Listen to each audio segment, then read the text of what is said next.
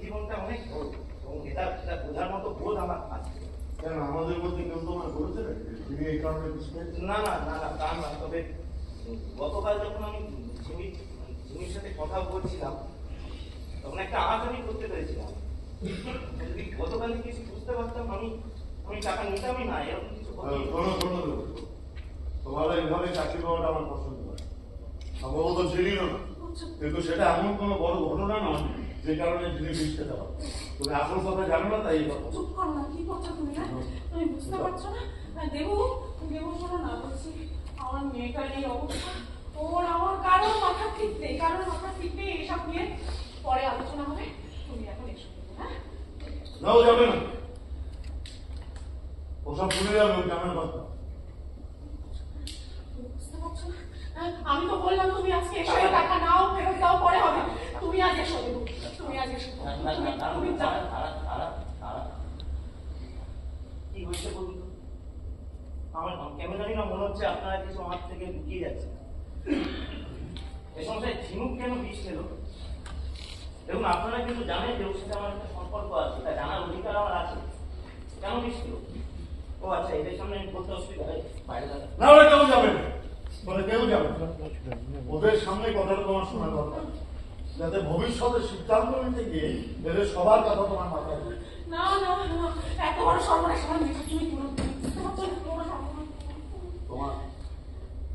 তোমার সব কথা শুনে সর্বনাশ আমি আটকাতে পারলাম। দেবু, যেভাবেই হোক ছেলে গতকাল রাত্রে জানতে পারে আমি তার বাবা নই। সত্যি ছেলের মা হলে আমার বিবাহিতা স্ত্রী হল। 18 বছর ধরে আমরা একসঙ্গে আছি। কেন আছি, কি কারণে আছি, সেটা বলার বিশেষ প্রয়োজন আছে বলে আমি অন্তত মনে করি।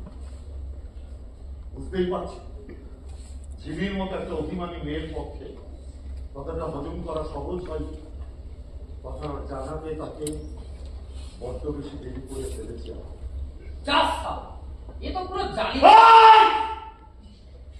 এদের কোনো দোষ নেই, এটাই সমাজ। কিন্তু আমি দেব বিশ্বাস করি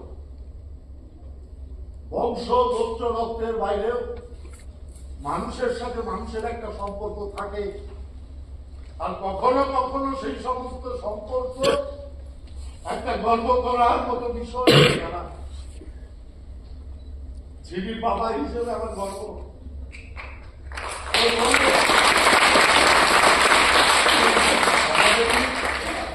তোমার প্রয়োজনে ব্যবহার টাকাটা তোমার দরকার, কিন্তু তার জন্য ঝিমিকে বিয়ে করতে হবে এরকম কোন শর্ত আমরা অন্তত তোমার উপর চাপিয়ে দিচ্ছি।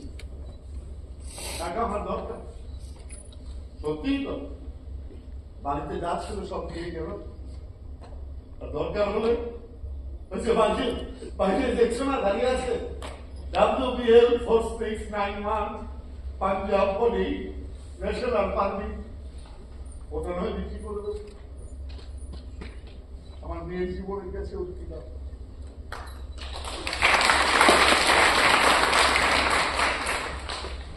আমি হাসপাতালে যাচ্ছি, আমার মেয়েটা 1 লাখ হাসপাতালে, তো এটা কেন না আমার মেয়েটার হাসপাতাল।